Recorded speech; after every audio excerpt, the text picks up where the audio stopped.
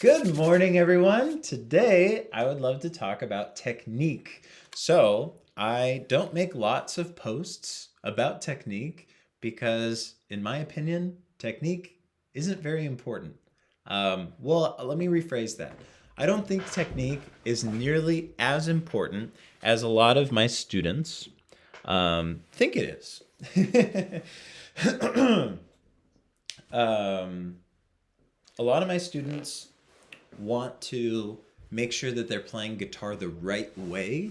But really, there is no right way or wrong way to play guitar. The only two things that matter is one, is the way that you're playing guitar producing the sound that you actually want to produce with the guitar? And then two, let's make sure that we're not hurting ourselves. Those are literally the only two rules that I have when it comes to technique. Other instruments, like the violin or the piano, they have this rich history of a classical approach to the instrument that there's definitely a right way and a wrong way to play those instruments. And, aside from like fiddle players or, playing like an old timey, like ragtime, piece of the piano, most of the time when you're learning violin and piano, it's ingrained in the culture of teaching those instruments that there's an absolute right way to do it. With the guitar, it's not so much. The guitar is much more of like a punk rock instrument. We don't have this like huge, rich history of a lot of kind of classical mindedness when it comes to the teaching of the guitar. There is classical guitar, but it's not nearly as intense or as I'm struggling to find the words exactly, but I think you understand kind of what I mean is that yeah, there's not a set way of learning the guitar. Usually when people learn the guitar, you buy one, you go on YouTube, you figure out what the numbers on the tablature mean, and all of a sudden you're teaching yourself how to play. And that's one of the fantastic things about the guitar is that it's really easy to teach ourselves how to play the guitar. But yeah, let me get back on topic with the actual technique. The first rule is the technique that you're using helping you produce the sound that you want to produce? Let's use an example for technique purposes. Sometimes students will ask me, with the left hand, should my thumb be on top of the neck or should it be behind the neck? And it's interesting because you might hear some guitar teachers who say, oh, your thumb should always be on top of the neck. Or you might hear other guitar teachers say your thumb should always be behind the neck. I think that you should put your thumb wherever it should go in order to help you produce the sound that you're trying to produce. For example, if we're playing some bluesy music, ooh, wow, this is the first time I've played guitar all morning.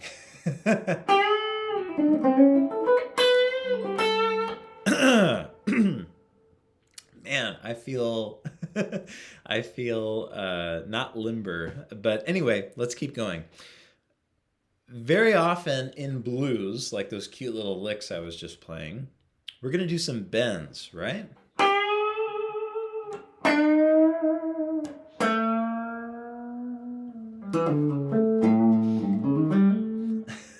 I'm sorry. Man, this is tough to listen to.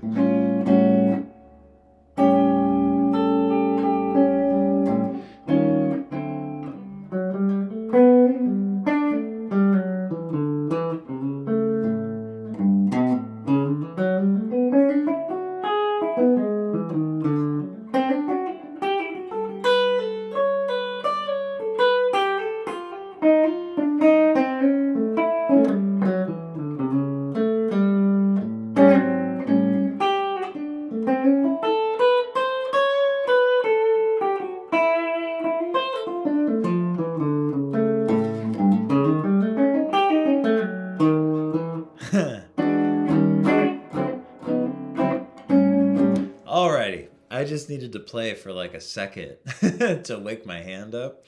Hopefully that was at the very least a little bit enjoyable for you to listen to. But getting back to the subject of bends. Like a lot of times when we're playing blues, we want to get these nice bends, right? And part of the thing that's important for blues technique is actually putting your thumb on top of the neck so that while you're bending and while you're rotating your wrists, you can actually, sorry, my mind just went blank. You can actually have something to push against while you're bending.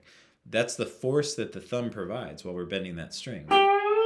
If I tried to get that bend with my finger on the back of the neck, like I can do it, but I don't have the control. It's much more difficult, and it's also harder for me to do the vibrato at the top. Like I can kind of do it, but when I'm playing bluesy, I want to have that vibrato at the top of my bends. I want to be able to shake that thing no matter how much I'm bending. And part of being able to get that sound is putting my thumb on top of the neck. So that's an instance right there where I would definitely encourage myself to put the thumb on top of the neck so that I can get the sound I'm actually trying to produce. Now, secondarily, let's say that we were playing some sort of a passage, maybe like some sort of like quick kind of arpeggio kind of a thing. Let's say that lick. Now, what the lick is doesn't really matter. I'm just playing something kind of fast and fluttery. That's the only reason I'm playing that lick in particular, is because it's kind of fast and fluttery.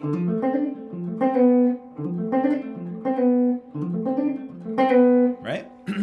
Now, I prefer to play fast and fluttery stuff with my thumb on the back of the neck. It makes me feel like I can have a little more precision. Now, can I play this lick with my thumb on the top of the neck? Let's see. Ugh, feels weird.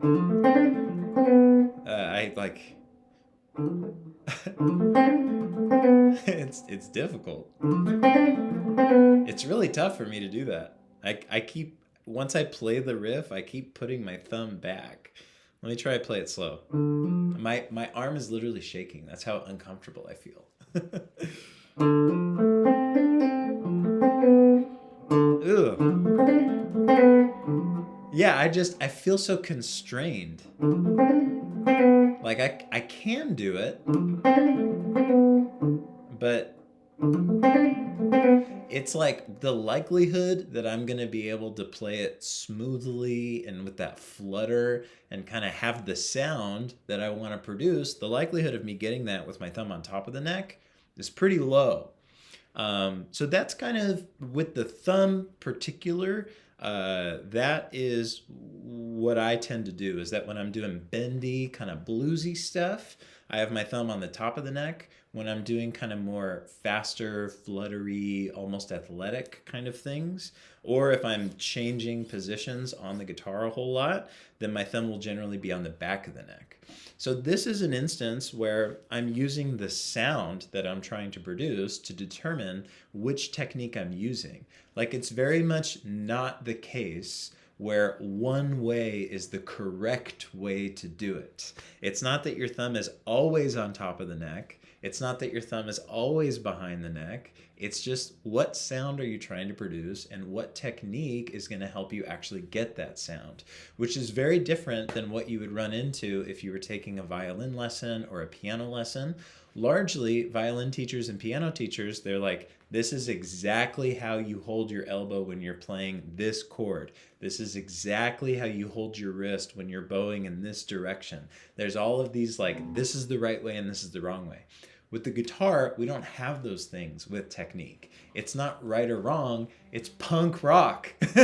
Like, we're pragmatic. whatever the sound is that we're trying to produce, that's the technique that we get to use. So I would encourage you to think about that next time you have a technique question, is make sure that you're not coming at it from the perspective of what's right and wrong. Make sure that you're coming at it from the perspective of what is the sound that I'd like to produce and what technique can I use to help me produce that sound. Because there is no right or wrong. We're playing guitar. We're having fun. It's music. Now, the second part is we want to make sure that we're not using techniques that are going to injure us, right? And I know that it might sound funny to use the word injury in reference to the guitar, because usually when we think of injuries, we think of like playing sports or working out at the gym or something like that. If you're in a position where you're playing like 15, 20 minutes a day, you're not going to injure yourself with technique. But when I was at university, I was practicing guitar like I was honestly actively playing the guitar an average of 8 hours a day. So that's between like personal practice in the practice rooms and then playing during classes and then playing during rehearsals. Some days it was more than that, some days it was less. But I had to make sure that I was practicing with very particular technique so that I wasn't developing like arthritis or pain in my joints at all, because that can become an injury, and it can get worse and worse and worse if something like that isn't addressed. So if you have maybe if you have an injury that you already have, or if you're already kind of struggling with arthritis, then figuring out techniques to help you with that is going to be really helpful for you. One of the things that's pretty easy to do is, like right now I'm playing with a pillow. I have a little pillow right here underneath my guitar, and this just helps the guitar raise up a little bit. And also I like to raise the neck of my guitar, because the higher the neck is, the straighter that I can have my wrist. And when my left hand wrist is more straight than it is like crooked, my wrist is stronger in a straight position. I mean, just think about how strong your grip is. Think about how strong your grip is when you go like this. And then think about how strong your grip is with a straight wrist and then go like this. I mean, it's like, just you do it right now. It's like twice as strong, 3 times as strong. It's like a really big difference.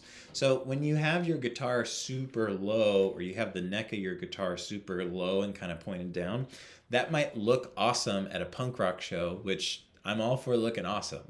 Like, I don't have anything against putting your guitar low and having fun with it. But if you're in a position where you're having a difficult time actually playing the music you're trying to play, or if your wrist is hurting or any of your joints are hurting, then you might consider playing with a strap so that you can get the guitar a bit higher, and then also make sure that the neck of your guitar is a little bit higher as well. Like when I'm playing really difficult chords, I'll just instinctively, I'll move the neck up so that I can really get in there and make sure that I'm setting myself up for success to be able to play these really difficult chords. So in conclusion, I know I've said it a million times already, but I'd just like to re-articulate. There is no right or wrong technique. The only 2 things that matter when it comes to technique is this the technique that's going to help you achieve the sound that you want to produce? Because remember, music is sound. The sound always needs to be the most important part. And then secondarily, make sure that the technique that you're using isn't putting you at risk of hurting yourself. Because if you start to hurt yourself a bit, you'll be less likely to play the guitar. And that's a bad thing. We want to make sure that we're treating ourselves in such a way where we can make it more likely for us to play the guitar, so we can get that consistency. And then with the consistency, progress is gonna come. Alrighty, my friends, thanks for hanging out. Hope this has been helpful for you, and I'll definitely see you in the next video.